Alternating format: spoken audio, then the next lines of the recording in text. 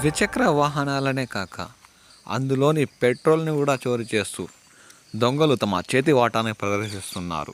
తిరుపతి జిల్లా చంద్రగిరి మండలం పరిసర ప్రాంతాల్లోని ఇంటి ముందు రాత్రిపూట ఉంచిన ద్విచక్ర వాహనాల నుండి అదే పనిగా కొందరు దొంగలు వాహనాల్లో తిరుగుతూ రాత్రి వేళల్లో ఇంటి ముందు ఉంచిన వాహనాల నుండి పెట్రోల్ని దొంగలిస్తున్నారు. దీంతో స్థానిక ప్రజలకు తిప్పలు తప్పట్లేదు.